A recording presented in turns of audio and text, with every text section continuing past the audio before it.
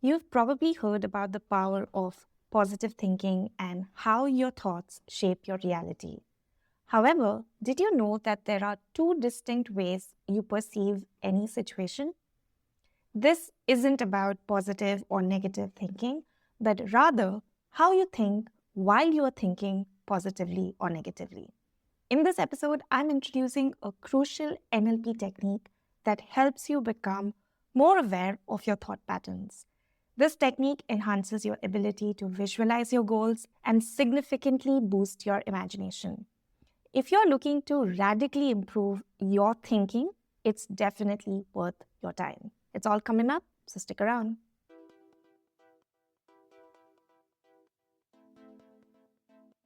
Hey, you, welcome back. I hope you're doing well and you had a great week. Thanks for tuning back into another episode of the Actionables podcast. If you're new here, my name is Payden. I'm an NLP personal growth coach. On this podcast, I share my insights to help you work toward your life goals without losing your peace of mind. If you enjoy what you hear, be sure to hit that follow button. Also, if you're curious about how NLP coaching can help you achieve your life goals, I'm offering some pro bono coaching slots, so check that out in the description box of this episode. As someone who used to be extremely anxious and overthink everything, I can tell you that it was super exhausting. I remember easily going back to past events, fretting over things that happened, and NLP is one of those tools that helped me overcome my anxiety and overthinking. Now, after years of applying NLP on myself and working with clients, I can confidently say that if you are overthinking things and you find yourself repeatedly getting caught in the past, that's something that you can definitely overcome. NLP is an effective tool, and of course, there are different tools. It depends on what you're comfortable with.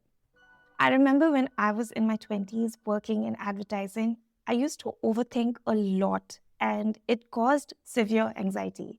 I remember telling myself that maybe if only I thought more about things, that would bring me peace and relief. Especially painful moments, I distinctly remember how much time I spent worrying about what had happened and also future events that hadn't happened. I don't know where I got this idea, but I thought that maybe I needed to think more about what happened. And so I kept going back to those unpleasant events in my life, events where I felt like I didn't speak up for myself, events where I was hurt by a loved one, but where I pretended to be okay when clearly I wasn't. So I can vouch that all that overthinking wasn't fun. I'm grateful for the mentors and teachers who came into my life who taught me that it was okay to think about your past now and again, but overthinking was something that wasn't going to be helpful for my anxiety. And I couldn't beat overthinking by engaging more in overthinking. I know it sounds ironic, but at that time, I didn't realize what I was putting myself through. It was only when I immersed myself in the works of Richard Bandler, who, if you know, is considered the father of NLP, and then into other topics such as behavioral positive psychology. And I learned that just like everything else in life, the way you think is also a habit that you have created over time. A very simple example of this would be the optimistic test. When you are dealing with an uncertain situation, how optimistic do you feel about things? Do you think things will work out for you, or do you find yourself rehashing the worst case what if scenarios? And let me assure you, I'm not applying a moral judgment here on being optimistic, but I'm looking at it as a behavioral pattern, a way of thinking. With the optimistic test, if you think of yourself as being comfortable in the face of uncertainty, chances are you have trained your brain to think more positively, which is a habit that you've cultivated over time. On the other hand, If you believe that things will go wrong and it is scary and super uncomfortable to be in uncertain scenarios, chances are that you have spent a significant amount of your time on making that your default mode of thinking.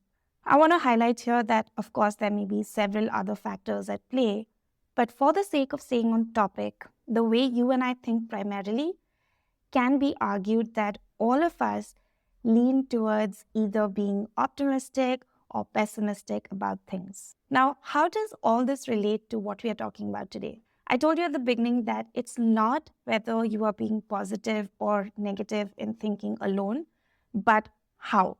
Let me explain this with a personal example. Earlier, I shared that I would overthink a lot of things. I have learned that the overthinking itself wasn't quote unquote wrong. And what we call overthinking, that's a popular way often associated with anxious thoughts and usually negative thinking. What's interesting is when you flip overthinking in a controlled and positive sort of way, it is often referred to as imagination, or in terms of your goals, visualization. Now, you may be thinking, okay, so overthinking is nothing but imagination on the opposite end of the spectrum. How does that connect with the how you think what? Hang on, I'll get to that shortly. Before that, I want to draw your attention to the fact that you are the one that's engaging in either overthinking or imagining. You are the one who's doing that. You are the one who's in control. You are the one who gets to choose. Of course, to a trained mind, this would make sense that you are the one who's in control. But if you feel like you're not in control or you just can't help the way that you think, that's a danger zone to be in. Why? Because if you don't think you are in control of the way you think, you're going to continue thinking in that particular way, in a way that's obviously going to keep giving you experiences that are less than ideal. However, if you make up your mind and decide that, heck yeah, my way of thinking isn't really serving me with my goals, and maybe I could switch things up, I'm ready to make a change, then the NLP technique I'm going to be discussing next is going to serve you extremely well. So here's a quick recap of what we have covered so far. First, your thinking patterns, whether optimistic or otherwise, is a habit that you have cultivated. Second, overthinking and visualizing are on the same spectrum, just on different ends.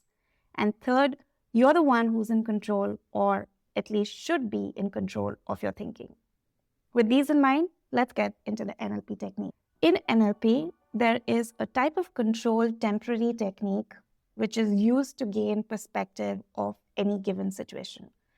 This one is called association-dissociation pattern, and let me explain how this works. Association means when you are involved in a type of thinking where you are reliving a particular situation or even imagining it. This means you are in your fields. You are feeling like it is happening to you. It's experiential. Dissociation, on the other hand, is when you're looking at yourself having a particular experience, good or bad.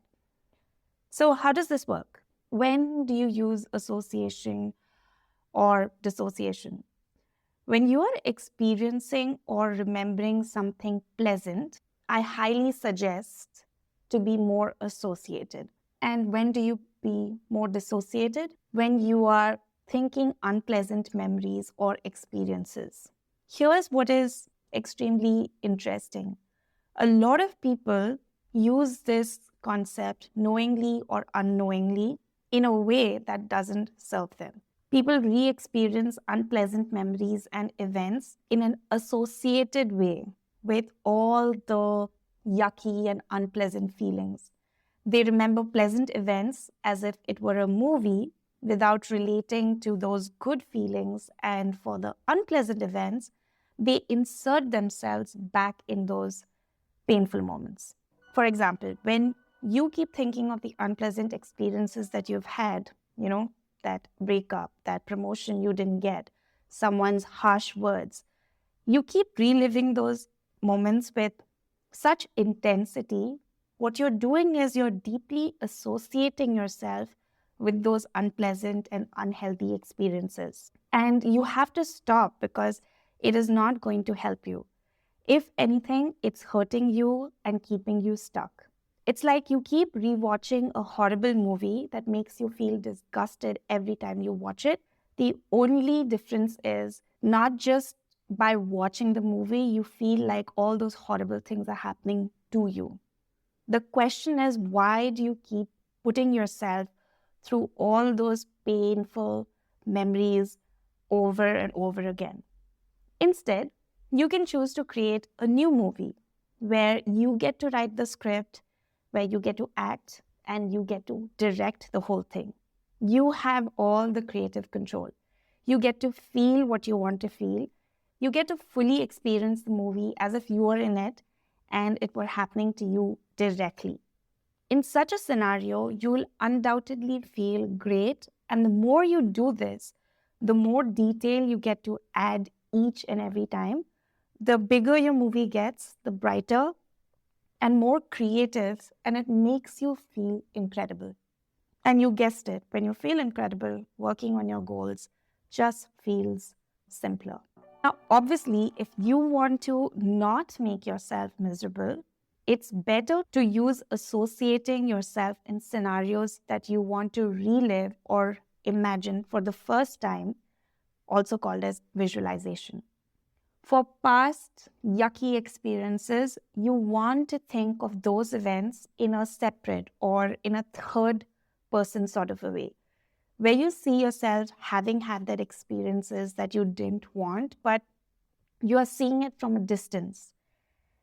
I like to do this dissociating technique in a fun sort of a way. Whenever I go back to a past experience, I see myself in that situation, but from a distance, and I cheer for myself. So I say something such as, hey, it gets better from here on, or you did the best you could. And every time I do this, I've noticed I stop returning to a particular event. I still revisit some painful experiences, but there is a lot more separation from it. I watch it as a movie and get out saying, horrible flick, not watching that one again. Haha, or some version of that. So that's the technique. I wish I knew about this technique when I was putting myself through unnecessary overthinking and anxiety. This one technique has helped me significantly improve the way I think about my past and also improve the way I visualize my goals and become clearer about them. I'm curious if you'll be trying this out. If this one resonated, I would love to know from you. You can get in touch with me on my email ID, that is pedenbhutia@pedenbhutia.com. If you'd like to use NLP tools on yourself to help you simplify your life goals, then you can book a coaching session with me. Till next week, I hope you remember that you matter, your goals matter, and it's really up to you to make them happen. Take very good care of yourself, and I'll talk to you soon.